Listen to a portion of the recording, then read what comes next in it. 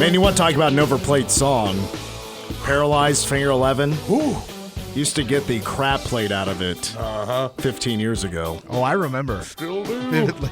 It's the only place I remember the song from. It's like the only rock song that plays on Z96.3. The thing is, though, the riff is good. It is a great riff. Great instrumental, if you ask me. Well, I remember they did a fest. I think they did Rock Fest in Kansas City one year, and it's the only song I knew of theirs, but they killed it. The fans loved them, but that was also 13 years ago. They were hot, baby. They were hot for a second. Hot for a second. It is hour two of the game after work. Mitch Fortner, Troy Coverdale, David G., and Owen Burke. The phone number is 785-537-1350. Phone lines are open, and we'll get to the big retirement in baseball news that has to do with a Royals legend at 5:25. As a matter of fact, I'm actually leaving after this segment to head out to Bramlage Coliseum for the K-State women in a top 25 matchup against West Virginia. We'll get to that game here in just a moment. Wanted to briefly mention here real quick, K-State baseball. They lost last night to Arizona State. These were K-State, Arizona State were the last two teams, or I should say the first two teams left out of last year's NCAA tournament. Literally, Arizona State 1, K-State 2. So it was the chips on shoulders game, and K-State ends up losing 9-6. I wish I could give you a really good synopsis of K-State through the first four games. They're 2-2 in their trip to Arizona. Unfortunately, I just haven't really been able to watch much of the Batcats. I caught the tail end of Brian Smoller's call last night, coming back from Manhattan High Hoops. And the broadcast that they had for those three games, the first three games of the season that MLB TV was doing or whatever, especially the last two that were just streamed, horrible. Yeah. Just wasn't good. The two-camera thing zoomed out. The camera behind home plate never zoomed in on the plays. You could hardly tell what was going on. Just had to go based on what the players were doing. And the stupid part about that is, come the start of the minor league baseball season, that's a major production. MILB TV is on the same caliber as MLB TV. Just from what I can gather, Tyson Neighbors would like to be to a better start right now. He has appeared in 2 games, and his ERA is over 15 right now in about 2 innings of work. Well, I think it's a little over 2 innings of work. He came in and tried to get the last 4 outs of the game and struck out 3, walked 1, did allow 2 earned runs on 1 hit in an inning and a third. Borma goes 4 2/3 yesterday. Right now has a 7.04 ERA with a couple of starts. Would imagine that'll buff out. 9 strikeouts, 4 walks, 4 earned on 4 hits in 4 2/3. Blake Dean gave up 3 runs on 5 hits in 2 innings. So, the pitching had its moments, but wasn't crisp. Arizona State, they kind of ran away with it there in the last couple of innings with 2 runs in the 7th and 8th innings. For the K-State Bats, they're hitting home runs. Chuck Ingram, Kalen Culpepper, Brendan Jones. I think Jay Lobliner at DH, he's looking better than I thought he was going to be. I was a little worried.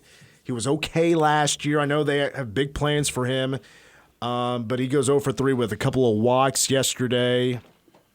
It's just going Carson Queck on the pinch hit there in the top of the 9th inning with the bases loaded. You're down 3, coming off cold off the bench. I understand Rafael Pelletier was having a rough game, 1 for 4 with a couple of strikeouts. Unfortunately, Carson struck out there. I know, based on what Brian Smoller was saying on the broadcast yesterday, that K-State has big expectations for Carson Queck, who's a backup catcher. So the issue for the Bats yesterday was they left the bases loaded 3 times. Yeah, you hate to see that. They left 11 on base. They were stranding base runners. There were 8 walks that they didn't fully capitalize on when it was done. At the plate though, I will say discipline. 12 walks yesterday. 12 for the K-State Bats. They did strike out 11 times, but that was with taking more pitches in those kind of situations where you could strike out a walk if you got a full count. K-State's taking more pitches, and they're trying to initiate more walks, and they certainly did so last year. They were the best team in the Big 12 in taking walks, and they were still one of the bottom teams in the conference in strikeouts. Like, they didn't strike out as much as you would think they would with as many walks as they were trying to get. They did a very good job at protecting the strike zone and being able to draw those walks. So a bit of a rough start. You really wanted to win that game if you're K-State at Arizona State, but there are plenty of chances to bounce back. They still have the games at Tennessee and Clemson and Big 12 play, and looking to correct some things and improve against Holy Cross this weekend. Hey, listen, don't read too much into it. UNC Greensboro knocked off Wake Forest, number 1 Wake Forest yesterday. Hey, shout out to them. Yeah, welcome to college baseball. It's here, baby. So, don't let these 4 games, even though it's had its ups, it's had its downs. This is not the story of the season. Long way to go. Meanwhile, tonight, we're getting towards the end of the season, the regular season, that is, of K-State women's basketball as they play tonight against the West Virginia Mountaineers. K-State 4 games. And 4 West games Virginia. left. Yeah, K-State and West Virginia, both in the top 25, both tied for second in the Big 12, each team with just 3 losses in the conference. For West Virginia, those are all 3 of their losses. Meanwhile, K-State lost to non-con Iowa. Mm-hmm. Whoops, did beat them as well. Just to speak on West Virginia for just a moment, I can't stress enough how big this game is. I mean, you're talking 2 teams tied for second with Texas, 1 game back of the leader, and that's Oklahoma.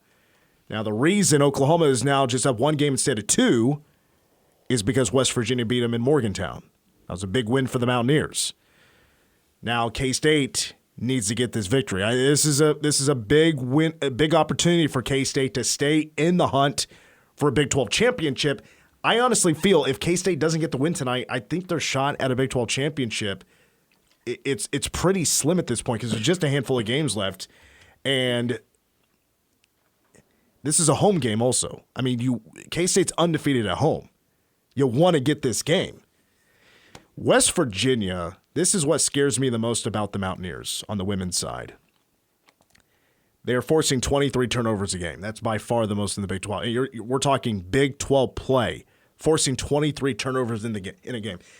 K-State offensively has to value the basketball like they've never valued the basketball before. I mean, the basketball, they have to pretend that this has been handed down by their great-grandpa and they got it from James Naismith himself.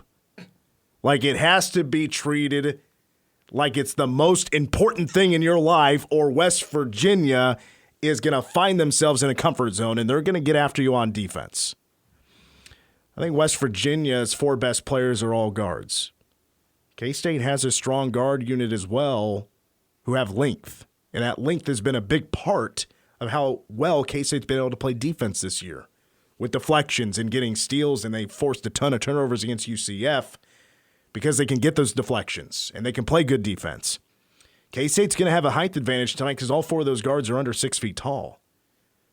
But they can shoot the basketball, and that's where they're a little bit better than K-State is. The Cats without Ayoka, and we've seen these shooting percentages drop. They've missed their first 11 threes against UCF. K-State's got to be a little bit of a better shooting team. West Virginia is a little bit of a better shooting team, including from three-point range. They're about 34% on the season, and they have plenty of gals that can knock down those shots. But we haven't gotten to the big question yet. The big question is, does Ayoka Lee play tonight? I think some fans were disappointed on Saturday when they got to the game and noticed after she played against Iowa State, great crowd on hand, nearly 7,000 in attendance, and some fans maybe didn't know and realized Ayoka Lee wasn't playing. Ayoka Lee is a draw. K-State would not be where they are today without Ayoka Lee, and tip of the cap to everybody else on the team when they were playing without Ayoka Lee to go 5-2 in the second toughest conference in America. K-State had to survive and squeak out a lot of home games. BYU was one of them. Oklahoma State, UCF were some real nail biters. But does she play tonight? My answer, I think she does. I'm feeling pretty good about Ayoka Lee playing. What I have to back that up is Saturday against UCF, Yoki, it looked like maybe she was taped up or wearing something, but she wasn't wearing a boot. because she hurt her ankle. It was the other ankle that from the opposite of the one that needed surgery. It was an injury in the Iowa State game. She was listed as day-to-day. I took that as, let's not risk it with Ayoka Lee. Mm-hmm. Let's not rush her back. There's some very important basketball coming up. With this lineup, we should be able to beat UCF. They did, barely. It took some heroics at the end there with a great play by Jalen Glenn from Serena Sundell from Zy Walker. Great play after UCF tied it up and the Cats win by 2. Close game, nail biter, but they got it done. A win's a win. Yoki is going to be needed tonight. When she was listed as day-to-day, I saw that as, let's not rush her back. Let's take our time. Let's make sure she's good to go before we get her back out there because we're going to need Ayoka Lee to get where we want to go, and those goals are pretty big goals. When Yoki's playing and K-State's at full strength, to me this is a Final Four team. With that being said, also got word that she did participate in shoot-around today, was looking fine. So I got a really good feeling Ayoka Lee will absolutely play tonight. Mm-hmm. Will she be limited in numbers? I can't tell you that. She was, or at least they were going to try, in that 2-overtime game against Iowa State. They just had to play her for probably some extended minutes. That's what they had to do.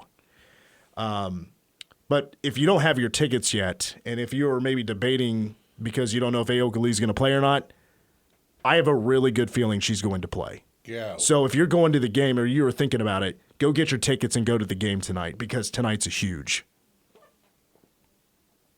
Okay. All right.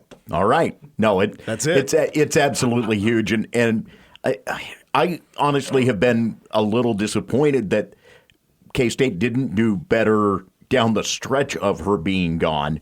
You mentioned having to claw out close wins. You also factor in the 2 losses, Oklahoma and Texas, that she definitely, would have played a huge role in. But to me, it shows that her role is even bigger than probably we all thought it may be on this team this year. That at the end of the day, she still is what really makes this go. Yeah, she's the All-American. True. She is the irresistible force of Ayoka Lee in the paint that is a completely different game plan for an opponent if she's in versus when she's out. Right. K-State is a much different team when she doesn't play. K-State is a more together team when she does play. But it goes back to valuing the basketball because when she does play tonight, they're going to go for the lob.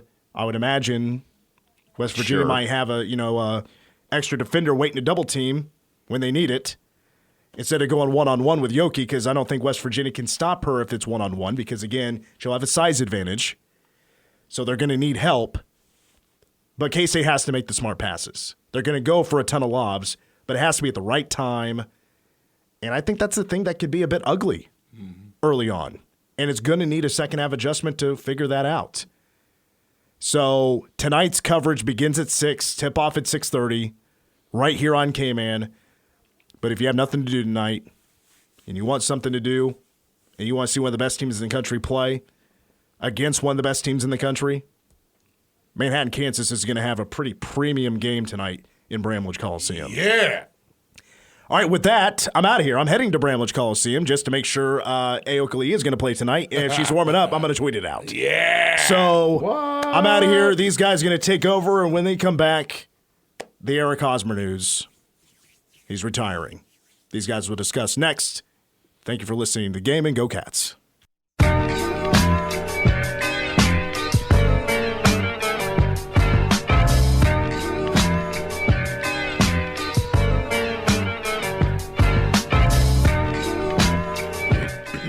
The Game continuing on News Radio KMAN. Yeah, that Fortner guy, I thought he needed to flake out. I don't know. Go to the game? Like, what's he going to do there? He's got an excuse all the time. I got to go to this game. Every time. I mean, gosh. Jeez, man. Okay, go MHS ahead. hoops, K-State women's basketball. Come on. Go ahead, pal. Thinks he's important, I swear. Whatever. I guess we'll just carry the load here. Right? Yeah. We'll just keep on trucking, Mitch. Yeah. Yeah. We're going to get eastbounded down. It's going to be our next bet. No, it's not on my list. If you launch a certain app on that computer, you can find it probably in a list. Oh, I'm sure. Yeah, I'm just pointing out. Vaulted. Yeah, there are some little tricks around there that I utilize in the morning. So just noting, because after all, some Jerry Reed is Jerry Reed. He's talking about his underground tunnels he uses for the Yes, pretty much, yes. Yeah, the underground tunnels lined with 45s. This isn't the place to come for a tornado for just one reason. Yeah, right? There's Yeah. different reasons. Okay. Eric Hosmer retiring after a career that, I'll be perfectly honest, was tremendous in Kansas City and never matched it in San Diego, nor did he get much of a chance to match it in Chicago. Did he play for Boston at some he point? played for He Boston. did. Okay. He was traded from San Diego to Boston, and then last year went to the Cubs Gotcha. and was cut in May. He saw the writing on the wall with spring training underway, wasn't likely to get an offer anywhere, and has elected to call it quits. 34, his age, and he's going to team up with a couple of former Royals, minor leaguers, guys he knows, and start a podcast company. He's taking the path least traveled, right? I mean, kind of going out on a limb there to start. Yeah, a podcast. no, not a ton of former athletes with podcasts. It's amazing, isn't it? How, at every turn. Yeah, but it'll be interesting to hear from him. That team, that Kansas City team for 2 seasons was it. And it'll be fun to hear some stuff from them. No, you're absolutely right. And honestly, I would even say the 2013 team. Even though they missed the playoffs, there was the push to get there. And so 13, 14, 15 were definitely Magic. were definitely magic. And honestly, one of the things about it for me is that his time in Kansas City helped at least my nieces and nephews develop an appreciation for the Royals that they didn't have, and be able to talk and communicate baseball with me in a way that they never had been able to, because they didn't understand that fandom that I had. And I think about my niece Abby, whose favorite player was Hosmer. And over the course of time, while she was in high school, dated a baseball player from her high school. They also were in band together and some other things. That was one of the weddings that we had last summer. Right on. Was, and they're both huge baseball fans. We'll forgive him for being a Cardinals fan, first and foremost. Maybe you will. But at the end of the day, how many times that their dates were going out to watch the Royals. And he was part of that revival, if you will, of what the Royals had been as I had been growing up. And we lost it for a lengthy stretch. Yeah.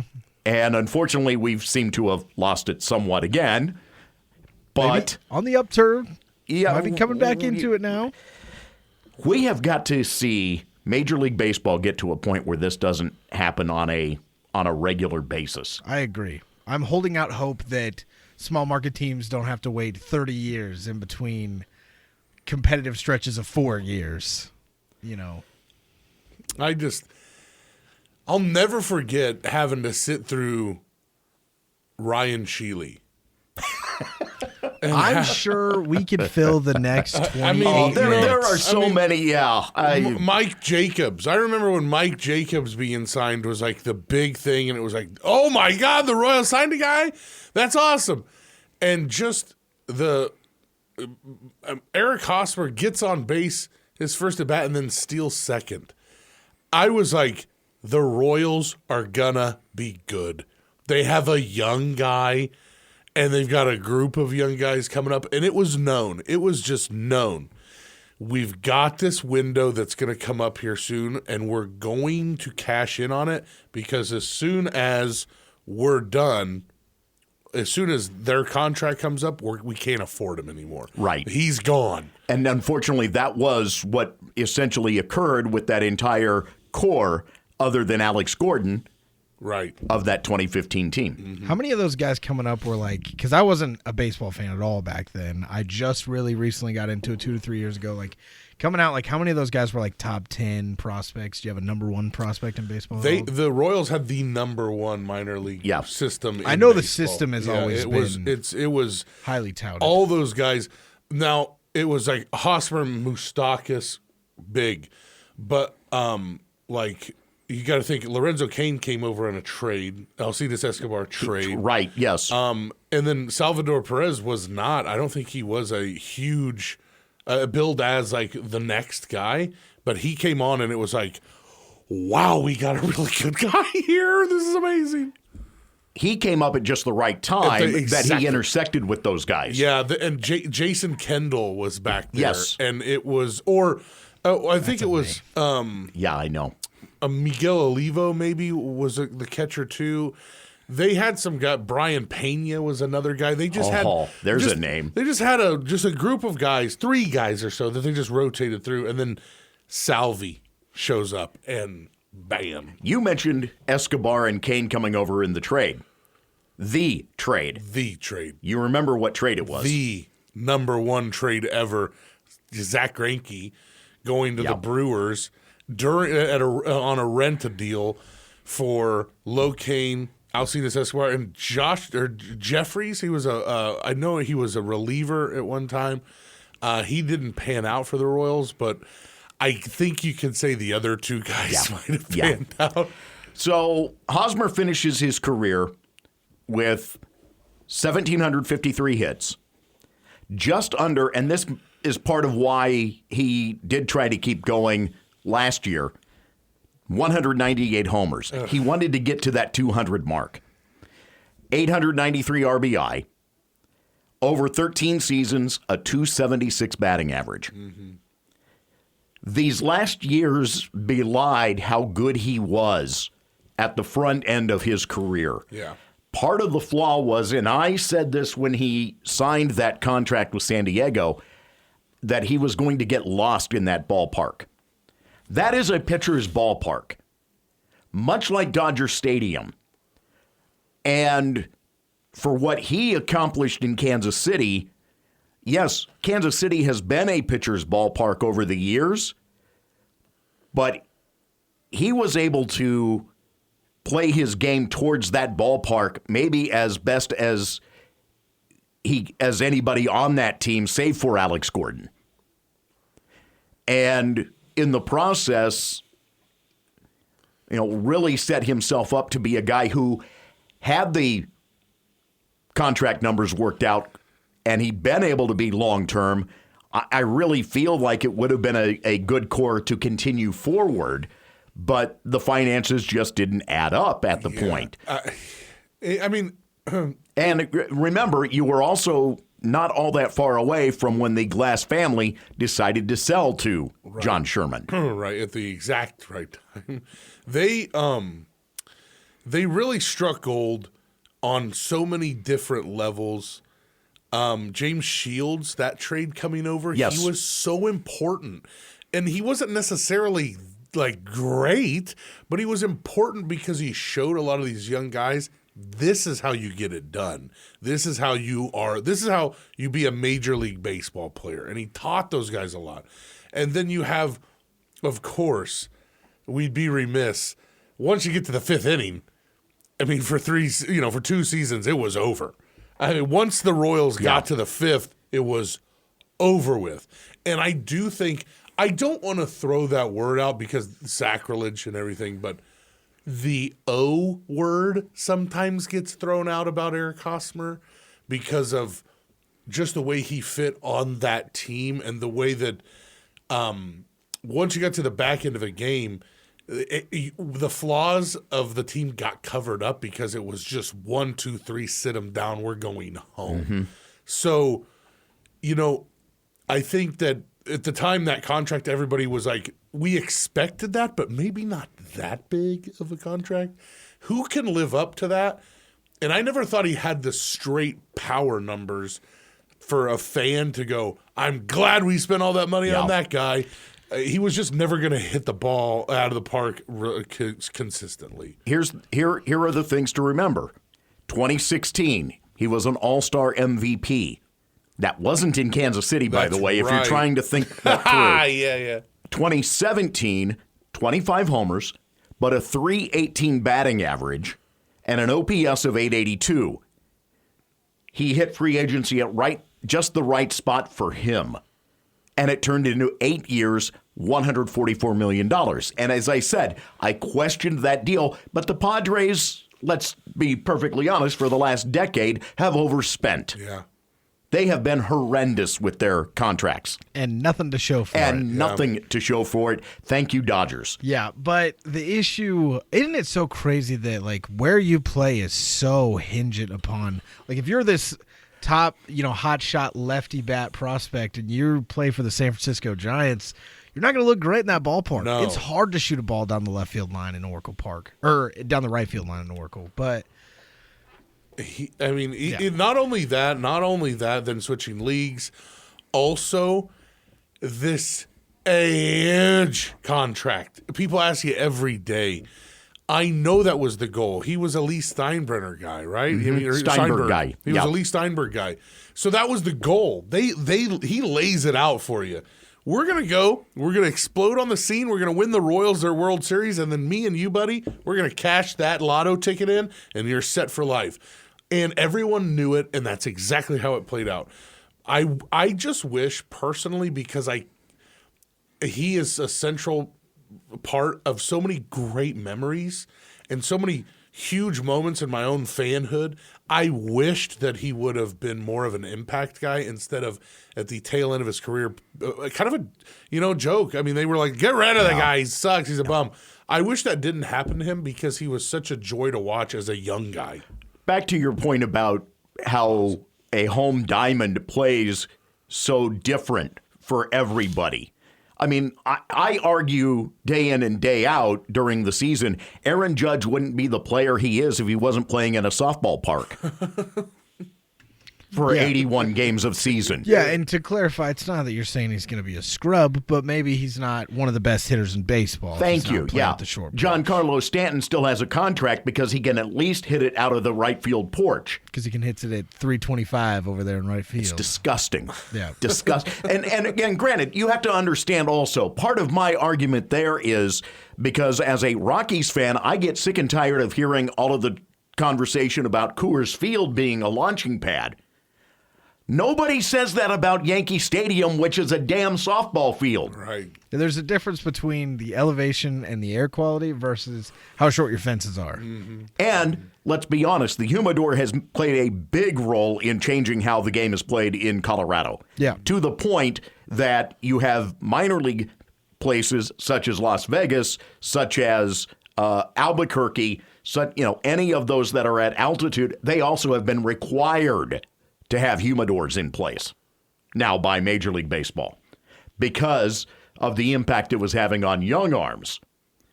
That said, yes, Coors Field has its issues. I don't argue that one bit. That's because it's built different. We play in the mountains. But that's one of the great things about baseball. Mm-hmm. You construct for your home field. Yep. Basketball, you don't have that as an impact. Football, you don't have that as an impact. Why? Soccer pitches, all of it, they're the same dimensions.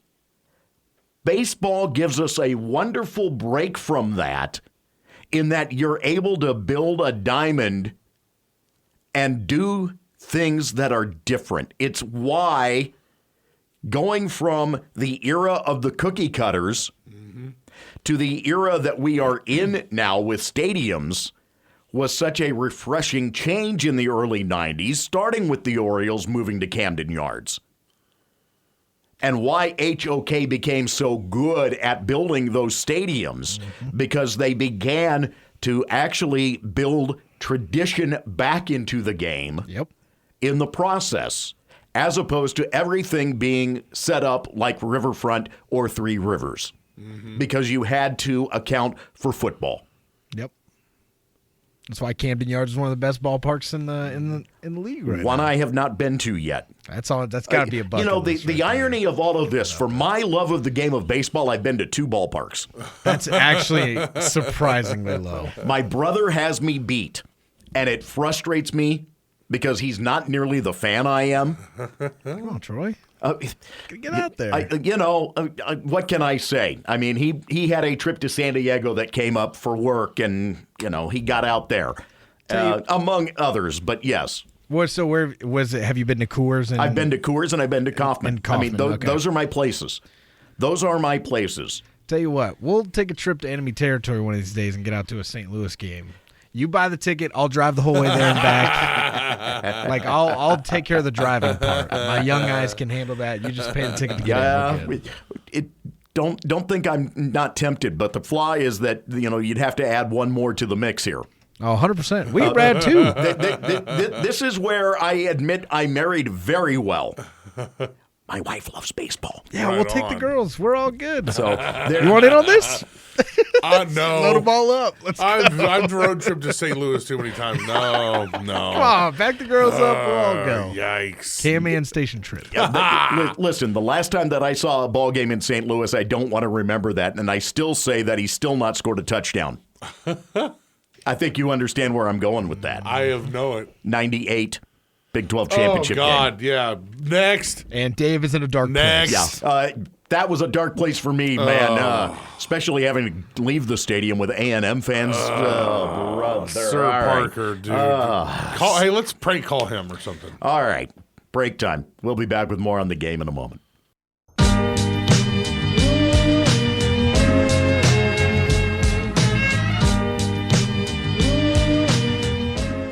K-State women's basketball coming up, coverage at 6. The Cats taking on West Virginia tonight at Bramlage. 6:30 tip-off as K-State gets Ayoka Lee back. Is that official? In all likelihood. Not official yet? Not official yet. Okay, all right. Not official yet. Just checking. Saw another official item that we'll talk about tomorrow morning on K-Man's Morning News, a little news tidbit that's going to be very interesting. Oh. Mm-hmm. I am intrigued. Mm-hmm. Speaking of interesting, Dave G., did you see Antonio Pierce's comments on Patrick Mahomes? I did, and I found those interesting because he said we gave him the blueprint to beat the Chiefs, and it's kind of that's kind of an odd statement to make after they won the Super Bowl. I think more than anything, the comments that have people perked up are more the aspect that, it's going to be the Raiders being the Raiders essentially, or channeling the bad boy Pistons when playing Mahomes. I mean, if you the Mahomes rules. Right. If you want to do that, go ahead and do that at your own peril, because who's more protected than an NFL quarterback, especially a guy like Pat Mahomes? Now, I do understand that getting pressure on him, especially this season, was important. And that obviously, I don't think there's a quarterback out there that you go, there's no one to go, hey, you don't want to get pressure on that guy. You want to pressure them all. But to say that you're going to beat him up and hit him and stuff, you're going to get a lot of penalties. You're going to get a lot of 15-yard penalties because they protect quarterbacks. Everybody knows that.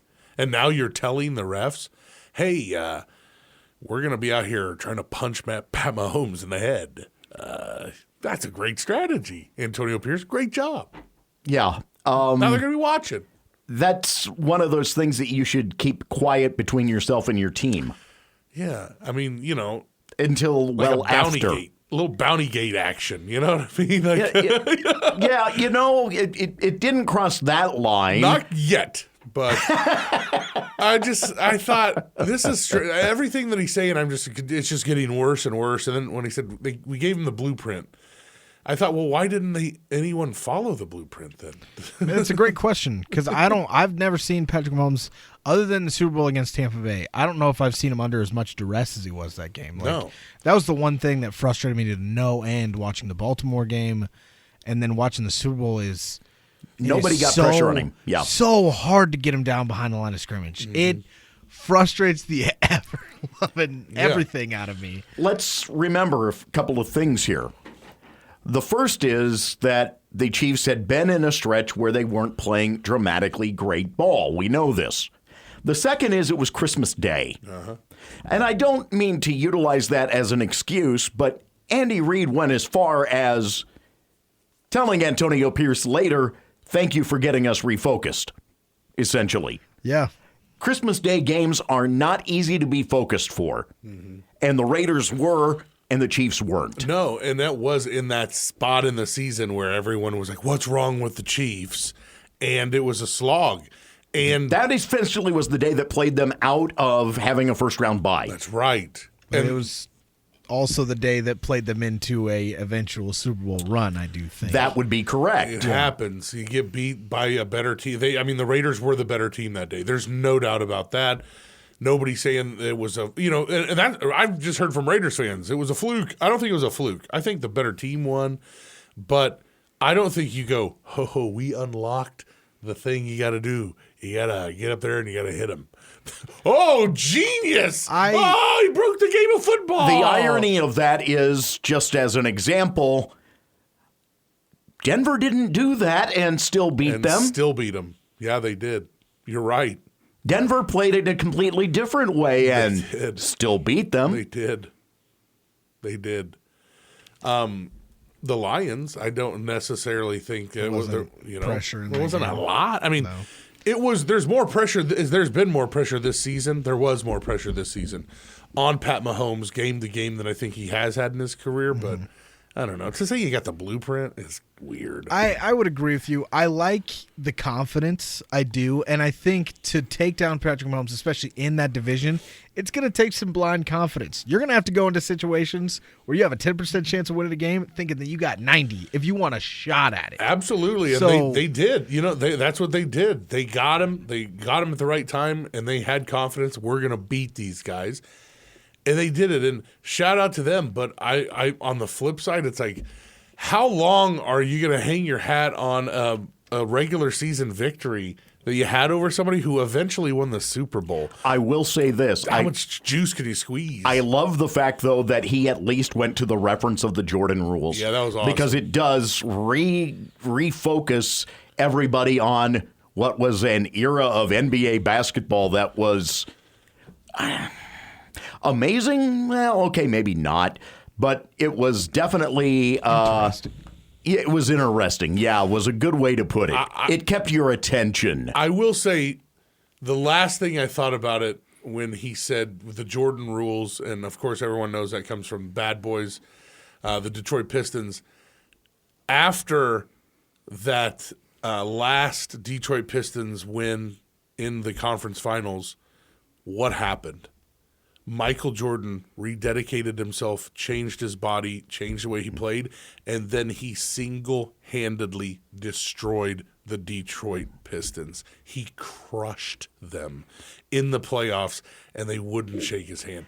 This guy took that to heart and rebuilt himself. The number one player in the game decided, I'm going to do something about this, and buried that franchise. So, hey, you want to call up the Jordan rules? Let's be honest.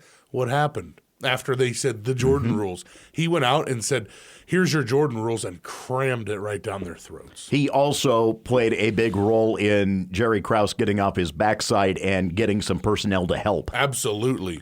Charles Oakley comes to mind. Horace Grant comes after that. Some big bodies, but Michael Jordan hit the weight room and decided, I'm not going to get pushed around anymore. No one's going to knock me down. And he ended up crushing those guys. Yeah, and I agree with you. I think especially like, the dad bod thing came out this offseason, right? You're like, maybe this is all coming together at the worst time. It couldn't be the worst thing. But then again, you don't want your quarterback lifting, getting all buff because then he can't throw. But if that's the case, I'll never forgive Antonio Pierce. But I do like, I do like bringing a little Oakland attitude to Vegas because I think they need it. They need culture, and if culture is going to be, we don't care if it's 2-15 every year. If we beat the Chiefs twice, then we had an okay season. You know what? They need something. They do. They're playing in a diamond of a stadium, and to me, it just doesn't feel like it's the Raiders. No, it doesn't. And I think the text from Reed, he texted Antonio Pierce, "Hey, thanks for refocusing us." When he sent that when they were moving into Allegiant for the Super Bowl week. Well, what more do you need as a head coach? Be like, all right, these guys are 2-15. I don't care as long as those are the 2 wins right there. So I like the energy, and I think the culture, the Raiders need it. So yeah, they need something because that place is generic. It is. Need some wins. That's what they need. Hit that bed. Which one? You know which one. The one where we ask the one that triggers this guy to ask questions. Anything. You just want to hit it now? Yeah, let's do that because I know we've got to get out here in a moment or two. There we go. Today is Wednesday, so it's Would You Rather. I love Wednesdays. And I've been holding on to this one for a while. Would you rather every new person you meet, you have to sniff their butt like a dog does? Hell no. Or you have to eat dog food for 2 dinners every week? Where the heck did you come up with this? Troy, don't do that to me, okay? I thought about this long and hard. Yeah. Where? Don't worry about What were you on it? Don't worry. Kibble or Fresh Pet? So I had someone call in and say that they work for a pet store and that some of the organic stuff, quote unquote, ain't that bad. So he said he would do the eating the dog food. It was a real 50-50 this morning. Oh, boy. You got anything on that? Oh, my. And there's our cue. We'll see you tomorrow. Yeah, no, I'm eating dog food. Sorry. I'm not doing the other one. Yeah. I can do without the other as well. Oh, boy. Yeah. Bitch. We're back at this tomorrow afternoon. For whatever that's worth. K-State women's basketball up next. Go Cats!